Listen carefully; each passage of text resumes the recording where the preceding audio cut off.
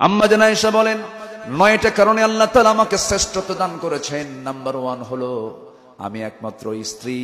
রাসূল বলেছেন, শরীর খাবার যেমন শ্রেষ্ঠ খাবার, আমার স্ত্রীর মধ্যে সবচেয়ে শ্রেষ্ঠ স্ত্রী হচ্ছে আমার আয়েশা। জোরে কোন সুবহানাল্লাহ।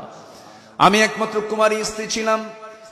৯ বছরে বিয়ে হয়েছে, 13 বছর নববধূ হয়ে নবীর ঘরে পদার্পণ করেছি। আমি আয়েশা নিজের চোখে জিবরাইলকে দেখেছি, সুবহানাল্লাহ। এবং নবীর সঙ্গে যখন একই বিছানায় শুয়ে থাকতাম, একই চাদরের নিচে ওহী নাজিল হতো, আমি থাকতেই। জোরে কোন সুবহানাল্লাহ। আমি আয়েশা, আমি নিজেকে ধন্য মনে করি।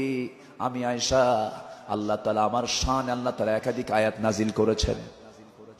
আমি আয়েশা নিজেকে ধন্য মনে করি। মৃত্যুর পূর্বে আমার রাসূল আমার ঘরে তিনি পদার্পণ করলেন, আমার কাছেই তিনি আসলেন। এসে বলছেন, আয়েশা প্রচন্ড মাথা ব্যথা হচ্ছে, মাথায় একটু পানি ঢেলে দাও।